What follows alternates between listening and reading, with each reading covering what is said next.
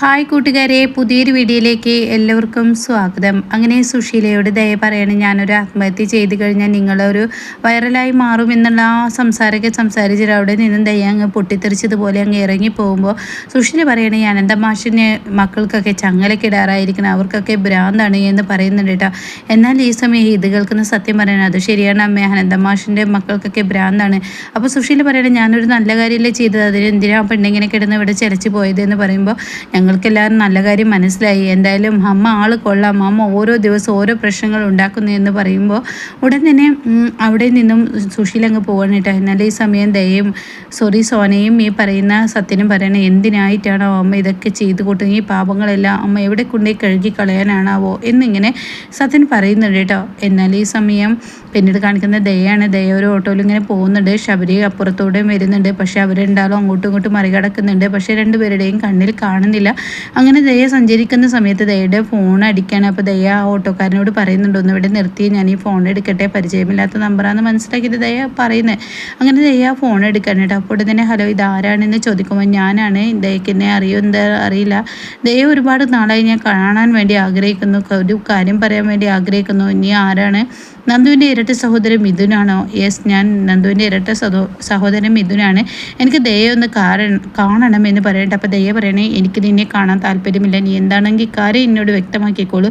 അതെ, എനിക്ക് ഇൻഷുറൻസ് തുക കിട്ടണം, അത് നീ ഒപ്പിട്ട് തരികയാണെങ്കിൽ തീർച്ചയായും നിന്നിലോട്ട് ഞാൻ വരില്ല എന്ന് പറയണത് കേൾക്കുന്ന ദയ പറയണേ, പിന്നെ നീ എന്നെ ഉപദ്രവിക്കാൻ വരില്ലല്ലോ. അപ്പോൾ ഈ വിനയം പറഞ്ഞ കാര്യവും അതുപോലെ ശബരി പറഞ്ഞ കാര്യമൊക്കെ അതിനിടയ്ക്ക് ദയ ആലോചിക്കുന്നുണ്ട് കേട്ടോ. അങ്ങനെ ദയക്ക് തോന്നുകയാണ്, ഇയാളെ ഒഴിവാക്കി ഇത് തന്നെയാണ് വഴി, ഞാൻ ഒപ്പിട്ട് കൊടുത്താൽ തീർച്ചയായും പ്രശ്നത്തിനൊരു പരിഹാരം ആവുമെന്ന് ദയയുടെ മനസ്സിൽ തോന്നിയിട്ട് ദയ എന്ത് ചെയ്യാണ്, ശരി ഞാൻ ഒപ്പിട്ട് തരാം, പക്ഷേ നീ പിന്നീട് എൻ്റെ 7 അയലത്ത് പോലും വരാൻ പാടില്ല എന്ന് പറയണ്ട. അപ്പോൾ ഇത് കേട്ടോടെ തന്നെ ഇല്ല ഞാൻ വരില്ല എന്ന് പറയണം. പക്ഷെ അതൊക്കെ ദയ നല്ല ചുടിയോടുകൂടിയാണ് പറയുന്നത്. എന്നാൽ ഈ സമയം ദാസിനെയും വിനയനെയും രഘുനെയും അമ്പിളിയൊക്കെ കാണിക്കുന്നത്. അങ്ങനെ ദാസ് പറയണ, ഒരു തരത്തിൽ ഞാൻ അനുപമയെ പറഞ്ഞിട്ട് സുശീലയുടെ അടുത്തോട്ട് പറഞ്ഞയച്ചിരിക്കുന്നത്, അനുപമ കൊട്ടും തന്നെ അവരോട് മാപ്പ് പറയാൻ ഇഷ്ടമല്ല, യാദൃശികമായി ഉണ്ടായതാണ്. അപ്പോൾ ഉടൻ തന്നെ വിനയം പറയണേ, യാദൃശികമല്ല, സത്യത്തിൽ ഹർഷയെ പിടിച്ചു കയറ്റിയത് വളരെ തെറ്റാണ്, എന്നാൽ അത് സുശീലാൻ്റിക്ക് നന്നായി മനസ്സിലായി, ഹർഷയെ അവിടെ കൊണ്ടുവന്നത് തെറ്റാണെന്ന്. അപ്പോൾ അതിനൊരു പ്രശ്നമുണ്ടാക്കാൻ സുശീലാൻ്റി ഹർഷയെ അനുപമ അടിച്ചിറക്കുന്ന മനസ്സിലാക്കിയത് കൊണ്ട് തന്നെ അടി ചോദിച്ച് വാങ്ങിയതാണ്, അല്ലാതെ അനുപമയിലല്ല തെറ്റ് എന്നൊക്കെ ഇങ്ങനെ വിനയം പറയണേട്ടാ. അപ്പോൾ തന്നെ അമ്പിളി പറയണേ, എന്ത് ചെയ്യാനാ, അവർ അങ്ങനെ ഒരു സ്ത്രീയാണ്, ഒരിക്കലും അനുപമയും ഇന്ദ്രനെ ഒരുമിച്ച് ജീവിക്കാൻ അവർ സമ്മതിക്കില്ല എന്നൊക്കെ ഇങ്ങനെ പറയണേട്ടാ. എന്തായാലും ഇനി വരുന്നിടത്ത് വെച്ച് കാണാൻ എന്നൊക്കെ ഇങ്ങനെ പറയുമ്പോഴാണ് ശബരി അങ്ങോട്ടേക്ക് ഓടി വരുന്നത്. എന്താ ശബരി, നിൻ്റെ മുഖത്തൊരു പരിഭ്രാന്തി എന്ന് രഘു ചോദിക്കുമ്പോൾ തന്നെ ദയ ഇങ്ങോട്ടേക്ക് വന്നു എന്ത് ചോദ്യമാണ് ഈ പറയുന്നത്, ദയ ഇങ്ങോട്ടേക്ക് വന്നില്ല, ദയ അവിടെ കാണുന്നില്ല, അപ്പോൾ എന്താ ഉണ്ടായത് ദാസ് ചോദിക്കുകയാണ്. അപ്പോൾ ഉടൻ തന്നെ അനിത പറഞ്ഞ അക്കാര്യങ്ങളൊക്കെ ഇങ്ങനെ ശബരി പറഞ്ഞു കൊടുക്കണം കേട്ടോ. അപ്പോൾ ആ ഒരു സീന് കാണിക്കുന്നുണ്ട്. അങ്ങനെ അനിത പറഞ്ഞത് ഇങ്ങനെ ഒളിഞ്ഞു നിന്ന് കേട്ടു എന്ന്. അപ്പോൾ ഉടൻ തന്നെ അവിടെ രഘുവിനോട് പറയാണ്, ഒരുപക്ഷെ അവൾ ഇനിയിപ്പോൾ പോയിട്ടുണ്ടാവുക സുശീലാൻ്റിയുടെ വീട്ടിലോട്ടായിരിക്കും എന്നുള്ള സത്യങ്ങളൊക്കെ വെളിപ്പെടുത്തുമ്പോൾ അവിടെ ദാസ് പറയണേ, എന്നാൽ നീ ഒരു പണി ചെയ്യ്, സത്യൻ്റെ വീട്ടിലോട്ടൊന്ന് വിളിച്ച് നോക്ക്, ദയ അവിടെ വന്നിട്ടുണ്ടോ ഇല്ലെന്ന് നമുക്കറിയാൻ കഴിയുമല്ലോ, നീ ഒന്ന് വിളിക്കുമെന്ന് പറഞ്ഞതുപോലെ തന്നെ സത്യന് വിളിക്കാനായിട്ട്. പക്ഷേ സത്യനാണെങ്കിൽ ഒരു വെള്ളത്തിൻ്റെ സൈഡിൽ അങ്ങനെ ഇരിക്കുകയായിരിക്കും, കാരണം മൊത്തത്തിൽ പിരി പോവുകയാണ്, തൻ്റെ അമ്മ ചെയ്യുന്ന ക്രൂരതകളെല്ലാം മക്കളുടെ തലയിൽ വീഴുമോ എന്ന പേടിയാണ് വരുന്നത് കേട്ടോ.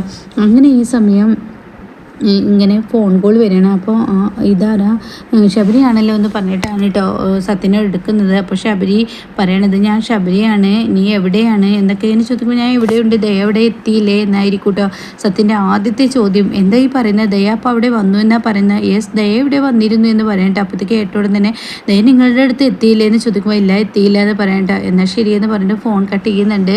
ഇതേ സമയം അനുപമയാണ് കാണിക്കുന്നത്. അനുപമ സുശീലയെ കാണാൻ വേണ്ടി വീട്ടിലോട്ട് വരികയാണ്.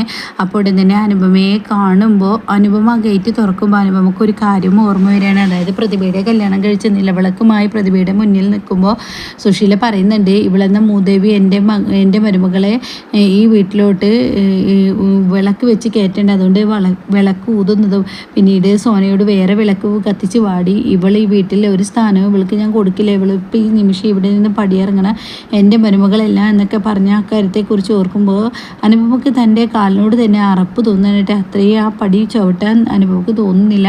അങ്ങനെ അനുപം മുന്നോട്ട് വെച്ച് കാല് പിന്നോട്ട് വെക്കുന്നത് കാണുമ്പോൾ അനുപം പറയണ മോളെ നീ ഇങ്ങോട്ടേക്ക് വാ, എന്തായാലും ഒരു പ്രശ്നമില്ലാതെ കാര്യങ്ങൾ നമുക്ക് പരിഹരിക്കണമല്ലോ, അതുകൊണ്ട് നീ വാ എന്ന് പറഞ്ഞ് അകത്തോട്ട് വലിച്ചഴിച്ച് കൊണ്ടുപോകുമ്പോഴാണ് പ്രതിഭ കാണുന്നത്.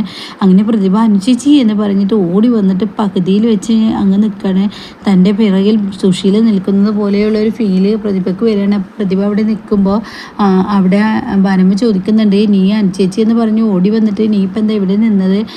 ഒന്നുമില്ല, ഞാൻ സത്യേട്ടനെ വിളിക്കാനാണ്. അത് കേൾക്കുന്ന ഭാനമ്മ പറയണേ, നീ എന്തിനാണ് സത്യേട്ടനെ വിളിക്കുന്നത്? സത്യേട്ടനെ കാണാൻ വേണ്ടിയല്ലേ ഞങ്ങൾ അകത്തോട്ട് കയറി വരുന്നത്, നീ ഇവരെ സ്വീകരിക്കുമെന്ന് പറയുമ്പോൾ പ്രതിഭ അവിടെ നിന്നോട്ട് ഇളകുന്നില്ല. അപ്പോഴേക്കും സത്യനും സോനയും ഒക്കെ അവിടെ വന്നു. അപ്പോൾ തന്നെ സത്യനും സോനയും പറയണേ, എന്തിനാണ് അനുചേച്ചി ഇങ്ങോട്ടേക്ക് വന്നത്? അനുചേച്ചി എന്തിനാണ് അങ്ങോട്ടേക്ക് വന്നതെന്ന് ചോദിക്കുമ്പോൾ അവിടെ തന്നെ ഭാനമ്മ പറയണേ, എന്താടാ നിങ്ങൾ ഇങ്ങനെയൊക്കെ പറയുന്നത്? ഈ പ്രശ്നത്തിന് ഒരു പരിഹാരം ഉണ്ടാവണ്ടേ? കാരണം വിനയൻ എന്ന വ്യക്തി ഇന്ദ്രൻ എന്ന വ്യക്തി വന്നു കഴിഞ്ഞാൽ പിന്നീട് ഇവിടെ സംഭവിക്കാൻ പോകുന്നത് ഒരു ആളിക്കത്തലായിരിക്കും. ആ ആളിക്കത്തൽ ഇല്ലാതിരിക്കാനും തീ അണക്കാൻ വേണ്ടിയാണ് ഞാൻ ഇവളെ കൊണ്ടുവന്നതെന്നൊക്കെ പറയാനിട്ടാ. അപ്പോൾ ഉടൻ തന്നെ അതിന് പറ്റിയ സാഹചര്യം ഇപ്പോൾ അനുചേച്ചി എന്തിനാ അങ്ങോട്ടേക്ക് വന്നതെന്ന് അനുപമയോട് സോന ചോദിക്കും. അതെന്താ മോളെ നീ അങ്ങനെ ചോദിച്ചത്? അല്ല, ഇപ്പോൾ ദയ വന്നിട്ട് ഇവിടെ ഒരുപാട് പ്രശ്നങ്ങൾ ഉണ്ടാക്കിയാണ് പോയത്. അതിനിടയ്ക്ക് ഇനി ചേച്ചിയും കൂടി കയറി വന്നാൽ ഒരുപക്ഷെ അമ്മക്കത് അംഗീകരിക്കാൻ കഴിയില്ല എന്നിങ്ങനെ പറയുമ്പോഴാണ് കേട്ടോ ഉടൻ തന്നെ ദയ എന്തിനാ അങ്ങോട്ടേക്ക് വന്നത്, ദയ എന്തിനാ വന്നത് എന്നിങ്ങനെ തിരക്കുന്ന സമയത്ത് സുശീല പറയും, ഞാൻ പറഞ്ഞാൽ മതിയോ? അനന്തമാഷിൻ്റെ മക്കളൊക്കെ തളച്ച് കെട്ടി ഒരു മുക്കിൽ കിടത്താരായിരിക്കുന്നു, ഒരാണ് ഈ തറക്കാരായിരിക്കുന്നു എന്ന് പറയുമ്പോൾ അത് അനുഭവം കേട്ട് നിൽക്കാൻ കഴിയില്ല. അങ്ങനെ അനുഭവം പൊട്ടിത്തെറിച്ചും കൊണ്ട് നിങ്ങൾ ഞങ്ങൾ എന്ത് വേണമെങ്കിലും പറഞ്ഞോ, പക്ഷേ ഞങ്ങളുടെ അച്ഛനെ പറഞ്ഞാൽ അത് ഞങ്ങൾക്ക് ഒരു പക്ഷേ കേട്ട് നിൽക്കാൻ കഴിയില്ല, അതിന് പ്രതികരിക്കുക തന്നെ ചെയ്യുമെന്ന് പറയുമ്പോൾ, ആടി നീ പ്രതികരിക്കുന്ന എല്ലാവർക്കും നന്നായി അറിയാം, ഇതെന്നാൽ എൻ്റെ വീടാണ്, എൻ്റെ വീട്ടുമുറ്റത്ത് നിന്നോട് കയറരുതെന്ന് പറഞ്ഞാൽ നീ കയറരുത്, അതുകൊണ്ട് ചൂലെടുക്കുന്നതിന് മുന്നേ നീ ഇവിടെ നിന്ന് പോകുന്നുണ്ടെങ്കിൽ പോയിക്കോ എന്ന് പറയുമ്പോൾ അവിടെ സത്യനും സോനയും പറയണേ, അമ്മയെ ഇത്രയും വൃത്തികെട്ട സംസാരം അമ്മ പാടില്ല, അമ്മ ഇത്രയും വൃത്തികെട്ട സംസാരം സംസാരിച്ച് അത് കേട്ട് നിൽക്കാൻ ഞങ്ങൾക്ക് കഴിയില്ല.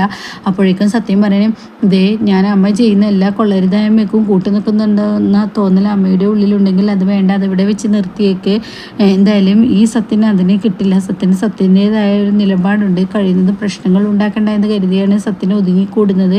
എന്നാൽ ഇതിന് സത്യം സപ്പോർട്ടല്ല. അനുചേച്ചിക്ക് ഒരു തെറ്റ് പറ്റി. അപ്പോഴേക്കും ഭാനുമ്മ പറയണേ, എൻ്റെ സുശീലേ, ഇവള് കുറ്റബോധം കൊണ്ട് നിന്നോട് മാപ്പ് പറയാനല്ലേ ഇവള് വന്നിരിക്കുന്നത്, ഇവളെ കയ്യബദ്ധമല്ലേ, അവൾ വേണം വെച്ച് ചെയ്തതല്ലല്ലോ, ഈ വീട്ടിൽ എല്ലാ പ്രശ്നത്തിനും കാരണം സുശീല തന്നെയല്ലേ, അതും വേണ്ട പറയാൻ. കാരണം ആ ഹർഷ എന്ന് പറയുന്ന മൂതവിയെ നീ വിളിച്ചു കൊണ്ടുവന്നപ്പോൾ തന്നെ ഞാനോട് എന്താ പറഞ്ഞത്, ഇവിടെ വലിയൊരു പ്രശ്നം ഉണ്ടാവുമെന്ന്, അതുകൊണ്ടല്ലേ ഞാൻ അവിടെ നിന്ന് ഇറങ്ങിപ്പോകുന്നത്. എന്നാൽ നീ പിന്നീട് എന്തിനാ അവളെ അവിടെ നിർത്തിയത്?